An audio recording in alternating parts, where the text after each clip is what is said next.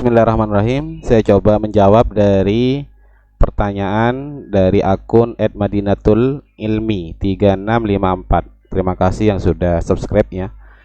Jadi yang ditanyakan itu tentang sigat ijab qabul dalam pernikahan yang diucapkan oleh seorang wali. Dia bilang angkah tuka, padahal yang dinikahkan itu kan anak perempuannya. Kenapa menggunakan kah? Tetapi kata itu yang maklum digunakan oleh para wali atau penghulu. Mohon penjelasannya dan bedah i'rabnya, baik yang ijab maupun yang qabul. Jadi di sini sudah saya tampilkan sigat ijab, yaitu angkah tuka wa zawajtuka makhtubataka titik-titik. Ini nama perempuannya, kemudian bintah siapa? Ini nama bapaknya. Allati wakalani waliyuha bimahrin. Maharnya berapa? Halan. Kemudian diterima qabil tunikahaha wa tazwijaha bil mahril malguri. Jadi untuk menjawab pertanyaan tadi, mulai dari kah misalnya, kenapa tidak menggunakan ki? Jadi mohon diperhatikan, dalam gambar ini yang dipegang tangannya itu adalah yang laki-laki, yaitu calon menantunya. Kemudian ini adalah wali atau yang mewakili, baik itu penghulu atau lain sebagainya. Karena yang dinikahkan itu adalah yang laki-laki, maka sigatnya adalah angkah tuka ya. Jadi ini namanya sigat ijab. Penghulu atau wali mengatakan angkah tuka, saya nikahkan kamu nak dengan anak saya, seperti itu. Sehingga bukan angkah tuki, karena yang dinikahkan bukan putrinya, tapi menantunya dinikahkan dengan anaknya. Oke, kira-kira seperti itu ya. Maka yang jawab itu bukan anak perempuannya, tapi menantunya ini. Qabil tuh nikahaha, saya terima pak nikahnya putri anda, seperti itu. Wa tazwijaha bil mahril madhkuri. Oke, baik, kita coba bedah i'rabnya. Mulai yang pertama, angkah tuka. Di sini kita coba lihat. Seperti biasa kita harus melihat kalimatnya. Jadi ini ada kalimat fi'il, kemudian ada kalimat isim, dan yang terakhir ini adalah kalimat isim. Kita coba telusuri lebih lanjut, ini fi'il apa kira-kira? Nah, ini adalah fi'il madhi. Jadi angkah ini adalah fi'il madhi mabni sukun ya. Sehingga kalau kita perhatikan huruf h-nya ini sukun. Alasannya karena bertemu dengan dhamir rafa' mutaharrik. Kemudian kita telusuri lebih lanjut. Ini wazannya adalah af'alah, sehingga dibaca angkah seperti itu. Maka untuk wazan af'alah itu fungsinya atau faidahnya adalah li ta'diyah. Maka nanti artinya adalah menikahkan. Oke. Maka setiap fi'il butuh yang namanya fa'il. Kita coba lihat untuk kalimat yang kedua, tadi sudah kita ketahui itu adalah isim. Kita telusuri lebih lanjut, ini adalah isim dhamir karena berupa kata ganti, menunjukkan arti mutakallim, saya. Dan mahalnya adalah mahal rafa' menjadi fa'il. Sehingga kalau kita artikan yaitu saya. Jadi kalau kita gabung angkah tuh, saya menikahkan. Kemudian untuk yang kah, ini adalah kalimat yang terakhir, yaitu kalimat isim. Ini sama ya, berupa isim dhamir tapi fi mahalli nasbin, karena menjadi maf'ulun bih. Jadi sering saya sampaikan bahwa ketika ada dhamir tersambung dari fi'il itu fi mahalli nasbin. Maksudnya yang terakhir ya, bukan yang tuh, tapi yang kah. Tapi kalau sambungan dari kalimat isim itu fi mahalli jarrin mudhofun ilaih. Dan adapun artinya kah, yaitu kamu. Sehingga angkah tukah artinya saya menikahkan kamu. Kemudian kita pindah pada wa zawwajtuka. Jadi ini kita coba lihat ada berapa kalimat. Pertama adalah kalimat huruf, kemudian kedua kalimat fi'il, ketiga kalimat isim, dan yang keempat kalimat isim. Kita kembangkan dari yang pertama, yaitu huruf. Kira-kira ini huruf apa? Adapun untuk hukum kalimat huruf itu mabni ya selamanya. Kita coba lihat. ini adalah huruf athof. Kemudian untuk maknanya adalah dan. Namun kalau yang diatofkan seperti ini biasanya adalah athof jumlah ya, bukan athof mufrad, sehingga tidak mempengaruhi terhadap cara bacanya. Untuk kalimat fi'il tadi kita lihat dulu, ini fi'il madhi mabni sukun, sama dengan angkah tuh tadi itu ya, karena bertemu dengan dhamir rafa' mutaharik. Kemudian kita lihat wazannya adalah fa'ala, ini juga berfungsi li ta'diyah, yang mana biasanya diterjemah dengan mengawinkan atau kawinkan. Oke, siapa yang mengawinkan ini? Lagi-lagi ini adalah tuh, yaitu berupa isim dhamir muttasil fi mahalli raf'in fa'il, sehingga kalau diterjemah adalah saya.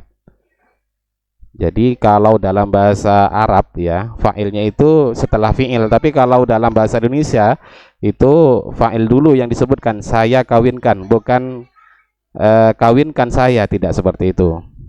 Itu perbedaannya cara menterjemah. Jadi dan saya kawinkan, kemudian lagi-lagi ini adalah isim dhamir, yaitu disebut dhamir muttasil fi mahalli nasbin maf'ulun bih, yang artinya kamu, dan saya kawinkan kamu.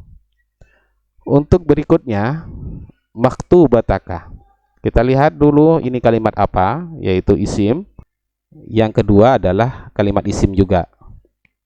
Kita lihat dulu maktubatah ya. Kita cari tahu i'rabnya, yaitu nasab karena menjadi maf'ulun bih, kepada yang, seperti itu nantinya. Adapun untuk tanda i'rabnya yaitu fathah karena berupa isim mufrad. Kemudian kita coba lihat bentuknya, yaitu isim maf'ul dari khataba yakhtubu, yang artinya khataba yakhtubu itu meminang, sehingga kalau kita pindah pada isim maf'ul artinya yang dipinang. Oke, atau yang dilamar ya. Baik, kita lanjut isim yang kedua, yaitu isim dhamir, yaitu dhamir muttasil fi mahalli jarrin mudhafun ilaih. Jadi sebagaimana tadi saya sampaikan, kalau ada dhamir sambungan dari isim, maka itu adalah fi mahalli jarrin mudhafun ilaih. Kalau sambungan dari fi'il, fi mahalli nasbin maf'ulun bih. Kemudian adapun artinya, kah itu kamu, yang dilamarmu. Jadi saya nikahkan kamu dan saya kawinkan kamu, maktubatakah, kepada yang dilamar kamu, atau yang perempuan tadi itu ya. Kan biasanya dipinang dulu atau dilamar atau dikhidbah bahasa Arabnya. Siapa namanya titik-titik, ini jadi badal biasanya. Misalnya Nur, seperti itu. Kemudian bintah, ini jadi apa? Kita lihat dulu, ini kalimat isim. Tentunya ini adalah isim yang mu'rab ya, sehingga punya i'rab. I'rabnya nasab, jadi sifat dari namanya tadi itu ya, maka dibaca nasab juga. Kemudian untuk tanda i'rabnya yaitu fathah, lagi-lagi karena isim mufrad. Oke. Artinya adalah putri. Putri siapa? Titik-titik, ini jadi mudhaf ilaih. Setelah ibnun atau bintun itu mudhaf ilaih. Baik, kita coba pada allati. Allati ini kita lihat adalah isim, dan ini adalah kategori isim yang mabni. Karena kita harus hafal isim yang mabni itu ada 6, diantaranya adalah isim mausul. Dan isim mausul itu adalah isim yang membutuhkan pada silah dan aid. Dan untuk isim mausul adalah mabni sebagaimana tadi. Kemudian untuk makna allati ini digunakan untuk mufrad muannas, satu perempuan. Kemudian mabni sukun ya, karena akhirannya itu adalah iya sukun, maka disebut mabni sukun. Namun setiap yang mabni itu dan setiap isim yang mabni itu punya mahal. Ini mahal nasab menjadi badal. Jadi allati artinya yang perempuan tersebut ya, seperti itu. Wakalani, jadi sebagaimana definisi isim mausul butuh pada silah dan aid, maka wakalani ini adalah silahnya ya, terdiri dari kalimat fi'il. Karena silah itu adalah jumlah fi'liyah atau jumlah ismiyah, atau bisa juga syibhul jumlah, yaitu dzarab atau jar majrur. Kemudian untuk kalimat yang kedua ini adalah huruf ya. Kemudian yang ketiga ini isim. Jadi ini ada 3 kalimat. Dan kita coba lihat untuk fi'ilnya adalah fi'il madhi mabni fathah karena tidak bertemu dengan dhamir rafa' mutaharrik atau wawu jama' yang berfungsi sebagai ta'diyah juga ya, yang artinya mewakilkan.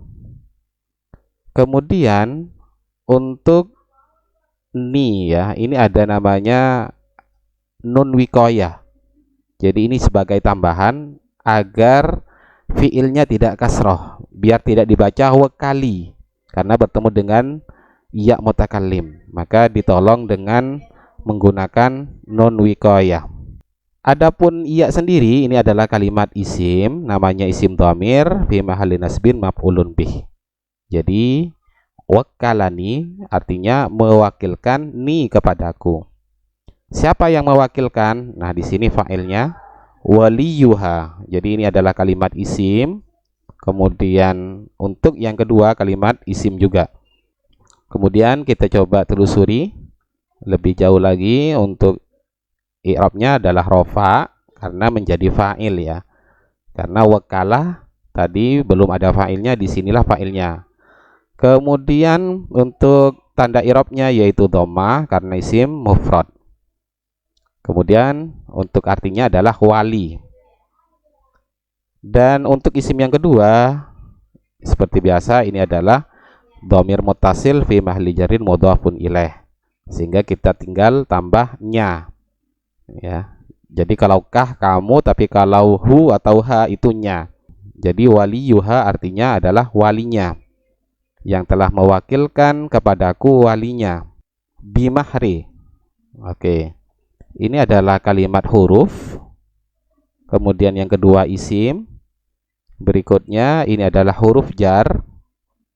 Kemudian mabni ya, mabni kasrah sesuai dengan harokat huruf jarnya. Jadi kalau min misalnya itu mabni sukun, tapi kalau bi berarti mabni kasrah.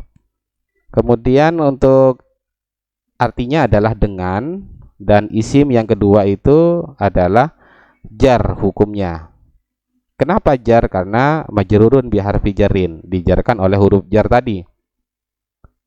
Dan untuk tanda jarnya menggunakan kasrah karena isim mufrad. Kemudian artinya adalah mahar, berarti bimahri dengan mahar. Nah, pertanyaannya kenapa gak tanwin? Padahal kita tahu bahwa salah satu tanda isim itu adalah tanwin. Nah, ini sedikit tambahan bahwa ini selain menjadi majrur juga menjadi mudhaf ya. Menjadi mudhaf sehingga tidak boleh tanwin. Adapun titik-titik itu silakan bisa isi dengan maharnya ya.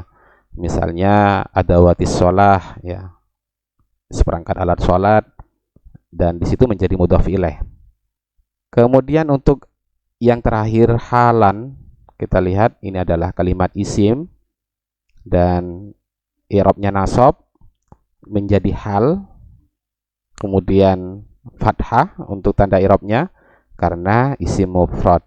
Adapun artinya adalah tunai. Jadi inilah i'rab dari sighat ijab. Berikutnya kita masuk pada sighat qabul. Jadi qabil tuh. Ini yang menerima yang laki-laki ya. Sehingga sekali lagi tadi sighat ijabnya adalah angkah tukah, bukan angkah tuki. Karena yang menerima adalah laki-laki yang diakad. Ini kita cari tahu i'rabnya. Jadi qabil itu adalah fi'il, kemudian tuhnya adalah isim. Dan ini adalah fi'il madhi mabni sukun lagi-lagi karena bertemu dengan dhamir rafa' mutaharrik ya. Kemudian wazannya adalah fa'ilah. Jadi dari qabilah menjadi qabil tuh seperti itu. Artinya menerima. Kemudian untuk isim yang tu tadi adalah dhamir muttasil fi mahalli raf'in fa'il. Jadi qabil tu saya menerima.